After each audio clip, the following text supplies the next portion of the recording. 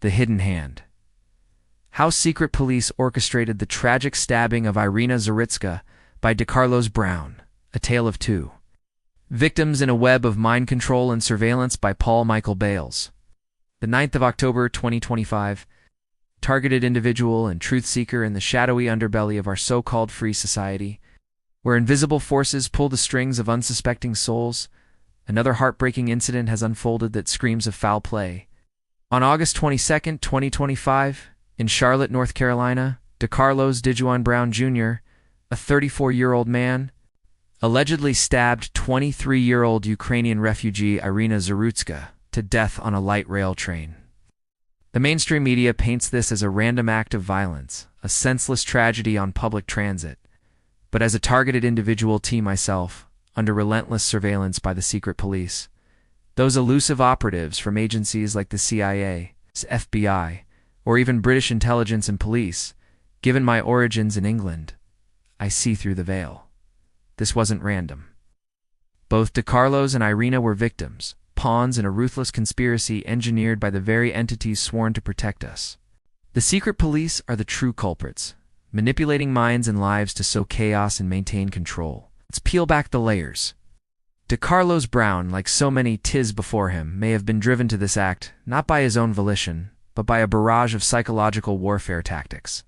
Reports from his own family revealed that he believed Iryna was reading his mind, a classic hallmark of voice-to-skull V2K technology, where synthetic telepathy beams voices directly into a target's skull, making them think others are invading their thoughts.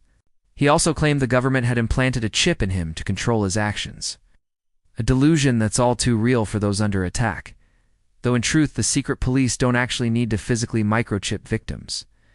Advanced DEWS and V2K can make it feel exactly like you've been chipped, with invisible rays and frequencies hijacking your brain from afar. This isn't paranoia.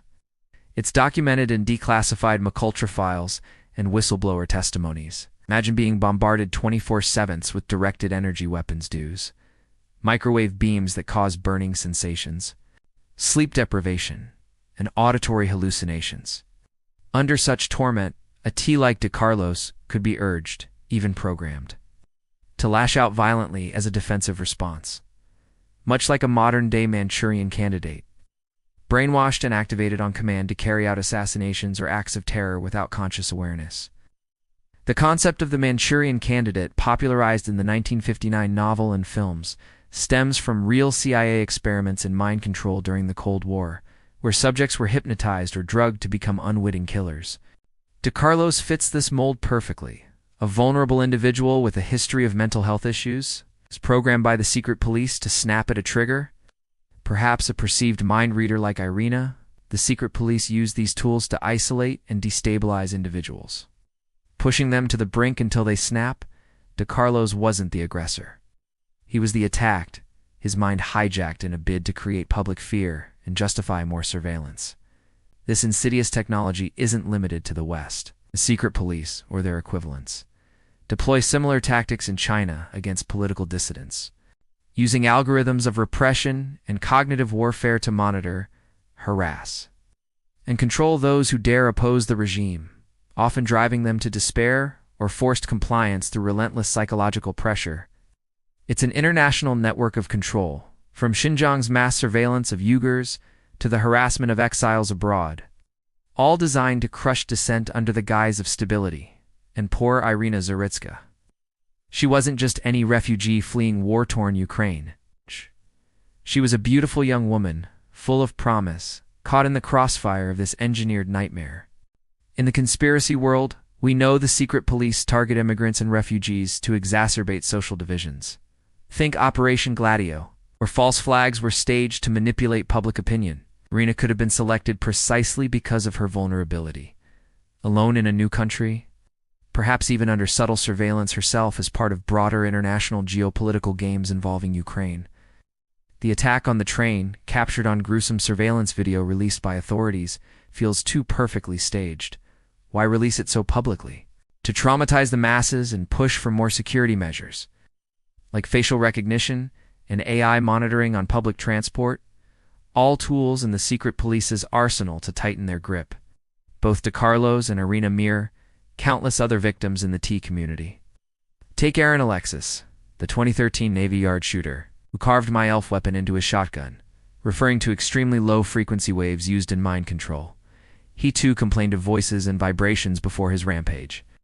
Or Myron May, the Florida State University shooter in 2014, who left behind videos detailing his torment as a T, including V2K and gang stalking by secret police operatives. These individuals, like Decarlos, were pushed to violence not by inherent evil, but by systematic attacks designed to make them appear unstable. Decarlos's belief in a government-implanted chip echoes that of Tom James, a 26-year-old from Norfolk, England, who was diagnosed with paranoid schizophrenia and believed the government had implanted a chip in his head to control him. Tom, known as a prolific absconder from hospitals, tragically jumped from a building in 2018 and again in 2023, leading to his death. A clear case of being driven to kill or be killed. These Ts are often bombarded via V2K, with commands to kill themselves or others, creating a no-win scenario where suicide or homicide seems like the only escape from the torment. Similarly, Matthew Choi, a 30-year-old South African, claimed to be under V2K electronic harassment and made remarks about being brainwashed through microwaves. Another tragic example of a T activated like a Manchurian candidate by relentless mind control tactics. The history of these influencing machines dates back centuries to the case of James Tilly Matthews, often cited as the first documented schizophrenic patient in the late 18th century, confined in London's Bethlehem Hospital. Matthews believed in an heirloom, a diabolical device operated by a gang of spies using magnetic fluids and rays to control his thoughts, body, and even the actions of world leaders like Napoleon. This machine, he claimed, could lobster crack his bones, bomb burst his brain, and implant ideas directly into his mind. Psychoanalyst Victor Tosk later formalized this as the influencing machine. Delusion in schizophrenia. But we tis know it, no delusion. It is the precursor to today SDEWS and V2K. Refined over centuries by shadowy powers to weaponize the mind. Matthews's torment shows this conspiracy isn't new. It's evolved from pneumatic looms to microwave beams, all to label victims as mad and silence their truths. Iryna echoes the fates of women like Jodi Arias, or even historical figures such as Joan of Arc, who heard voices urging action. Were they early Ts? In modern times, female refugees and models, yes. Many beautiful Eastern European women are targeted for their visibility, often report harassment that escalates to tragic ends, all to fuel narratives of random crime, while the real perpetrators hide in plain sight. As the author of this piece, I, Paul Michael Bales, from England, speak from painful experience. I am a targeted individual, subjected to heavy surveillance by the secret police, possibly involving British agencies and police. They track my every move through gang stalking and some type of technology installed in the home. Perhaps they build these homes that they move victims into after. Hospital stays, fitting them with hidden cameras, or use Wi-Fi cameras that can see through walls, or even advanced tech that allows them to see through the eyes of the victim. Before this event even happened, I was discussing with the voice on the other end of V2K. These tormentors talk 24/7 non-stop, waking you up in the morning and not stopping until you've fallen asleep at night, about a beautiful Ukrainian model. I was watching a video of beautiful Polish women, and a Ukrainian model appeared in it, leading to this discussion. How coincidental that this stabbing involves another Ukrainian beauty. With their vast data troves from illegal wiretaps and AI algorithms, could have mined my V2K conversations to orchestrate this as a warning or a twisted copycat scenario. Or sending a message, we know what you know, and we'll use it against the innocent. I've even met another T much like Decarlos, a man named Carrie Twain from Norfolk, England, who was under similar assault. Convinced they were reading his mind or sending intrusive thoughts into his head, he continuously lashed out at me and others in an insane asylum canteen, shouting about mind beams and government voices. It took everything to calm him, but I recognized the signs. The secret police had him in their crosshairs, using dues to amplify his rage, until he became a danger to himself and others. Decarlos's story is identical. A man tormented into believing a young woman was invading his psyche, leading to tragedy. They create the crimes to perpetuate endless cycles of fear, funding, and control. Decarlos faces first-degree murder charges and possibly the death penalty, while Iryna's life is forever lost. But the real killers walk free in unmarked vans and hidden bunkers. You must wake up, fellow truth-seekers.